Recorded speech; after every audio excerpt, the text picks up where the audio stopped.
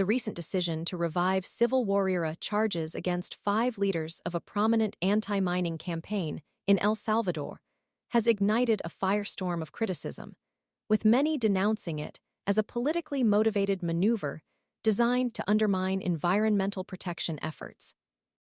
Miguel Angel Games, Alejandro Lainez Garcia, Pedro Antonio Rivas Lainez, Antonio Pacheco, and Saul Agustin Rivas Ortega, all former left-wing guerrilla fighters, were acquitted in October 2023 on charges related to the alleged murder of an army informant in 1989.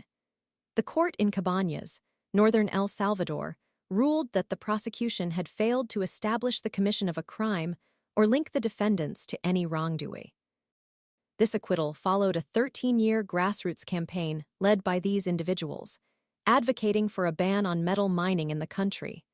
Their arrest in January 2023, however, foreshadowed the current controversy. Warnings had circulated regarding President Nayib Bukele's intentions to overturn the landmark 2017 law that established the mining ban. This suspicion has now been tragically confirmed. The reinstatement of these charges, following their acquittal, strongly suggests a politically motivated prosecution designed to silence dissent and pave the way for the resumption of mining activities.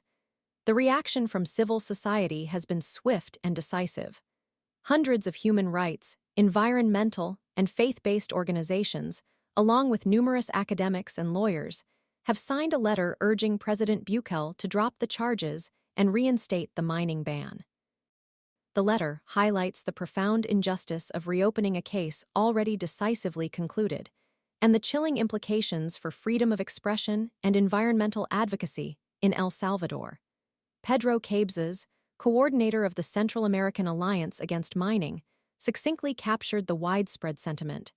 "We always suspected that the prosecution of the Santa Marta environmental leaders was politically motivated and that it would lead to a miscarriage of justice." The government's success in overturning the innocent verdict and overturning the mining ban shows that our suspicions were correct.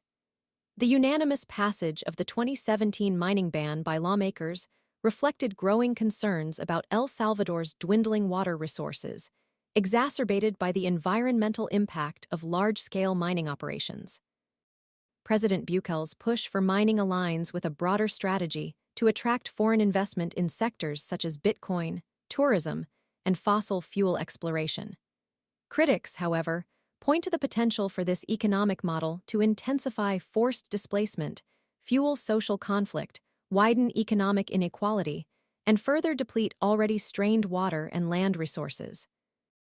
The inherent risks associated with this development model, when contrasted with the environmental needs of the country, highlight a disregard for sustainability and the well-being of the Salvadoran population. Since his election in 2019, President Bukele has overseen a significant shift towards authoritarian governance. His administration has cracked down on gangs, human rights organizations, and political opponents, systematically replacing independent judges, prosecutors, and other officials with loyalists, according to Human Rights Watch. This consolidation of power has raised serious concerns about the erosion of democratic institutions and the suppression of dissent. Karen Weisbart of Common Frontiers, a Canadian international solidarity group, voiced strong condemnation of the government's actions. To completely ignore science and the vocal opposition of a wide range of Salvadoran civil society and communities is unconscionable, undemocratic, and puts people's lives at risk, she stated.